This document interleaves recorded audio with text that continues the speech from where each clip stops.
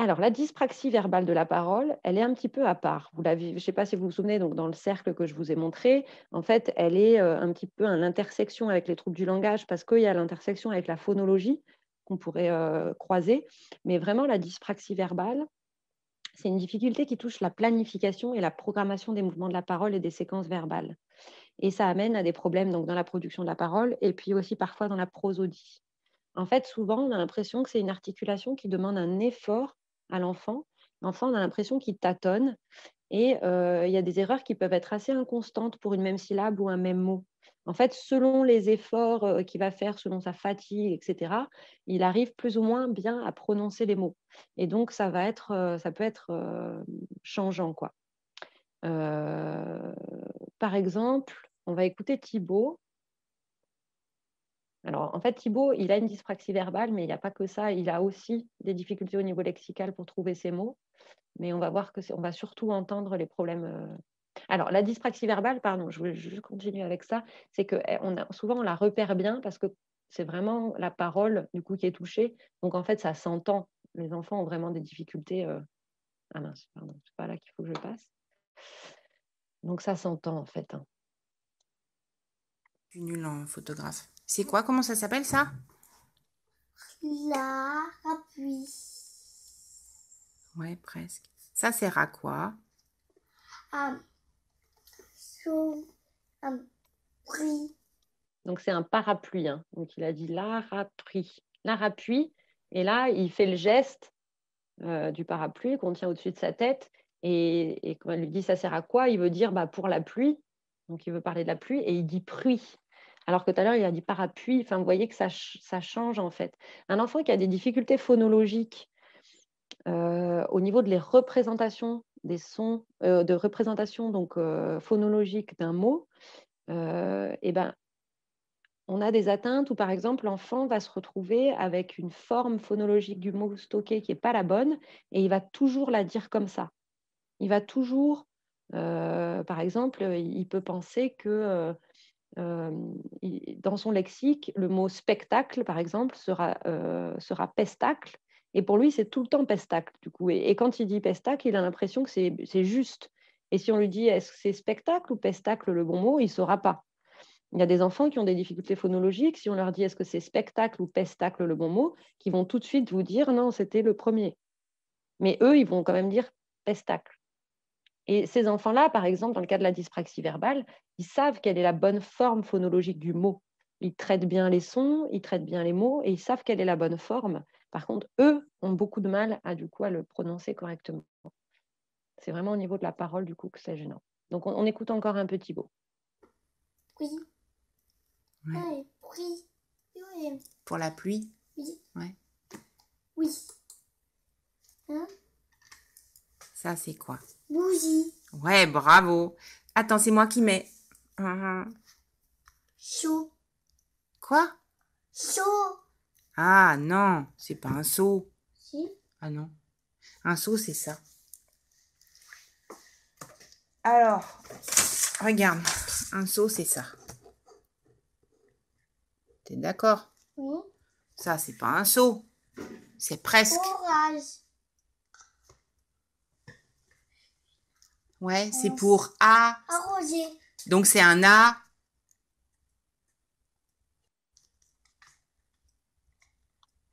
Bon, il ne le retrouve pas. Thibaut, en fait, il n'y a pas que la dyspraxie verbale, il a aussi des difficultés au niveau lexique, à trouver le bon mot, à trouver ses mots, et puis il fait des confusions aussi entre les mots.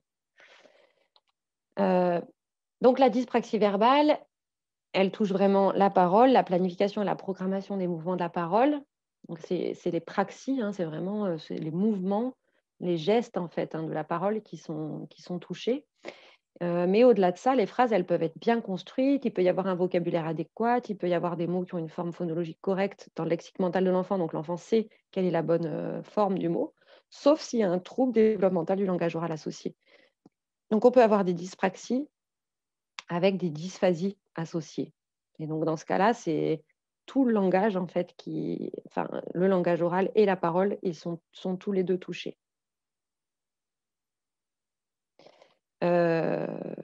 Oui, Oui, ce que je voulais vous dire aussi par rapport à la planification, la programmation des moments de la parole, c'est que c'est incroyable comme on fait quelque chose d'extraordinaire quand on parle, comment on gère la position de notre langue par rapport aux dents, l'ouverture de notre bouche, notre souffle, la vibration des cordes vocales.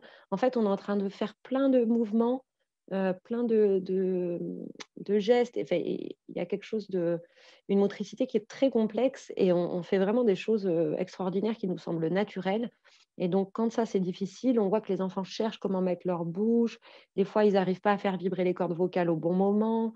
Ils ont du mal à gérer le souffle en même temps, etc. Donc, on ne se rend pas compte comment on fait quelque chose de vraiment très complexe quand on parle.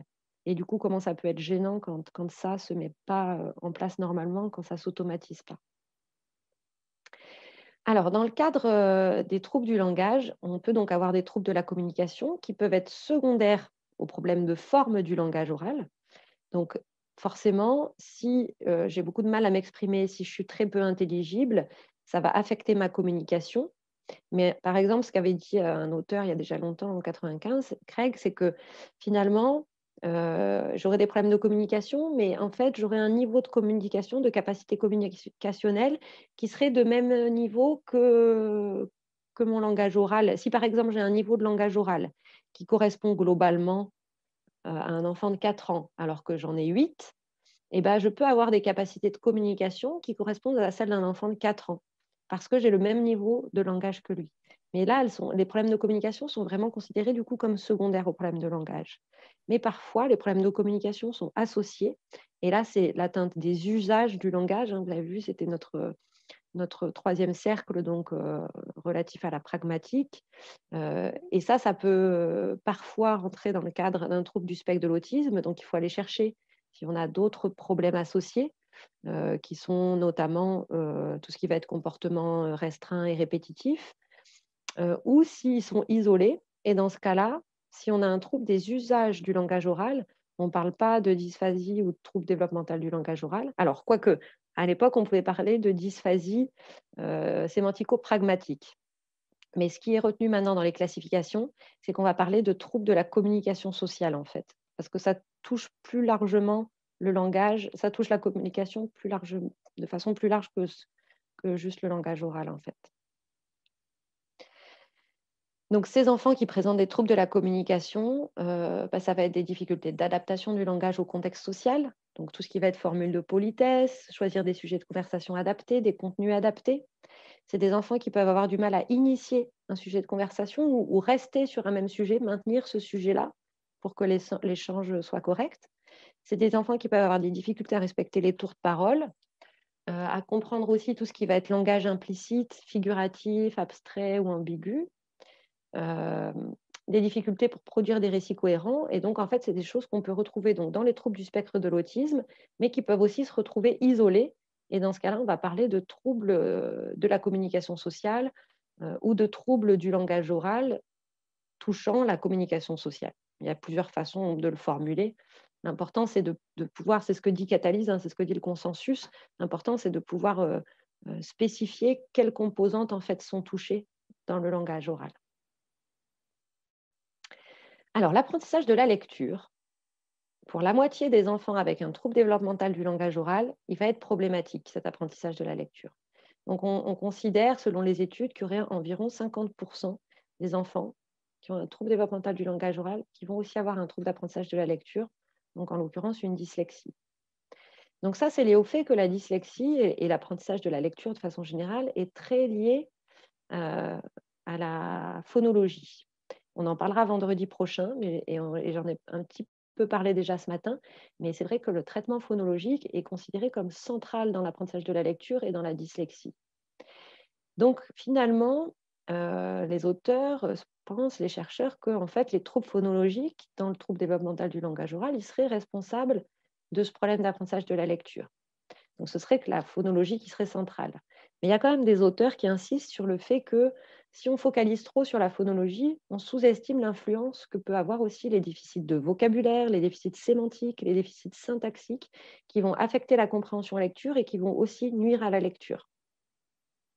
Donc, on en reparlera aussi quand on parlera des dyslexies vendredi prochain. Mais c'est vrai que voilà, la phonologie ne fait pas tout.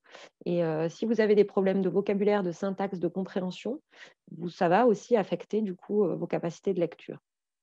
Et puis, ce qu'on peut reprocher à cette conception, c'est qu'il y a aussi des cas de troubles développementaux du langage oral avec des troubles phonaux et des enfants qui développent quand même leur langage écrit. Donc peut-être qu'il y a des facteurs de protection, des facteurs de compensation qui entrent en jeu dans ce cas-là. Mais en tout cas, ça existe. Et donc finalement, alors de toute façon, c'est parce que c'est plurifactoriel. Hein, c'est comme on disait, il y a effectivement des facteurs de protection, des facteurs de risque.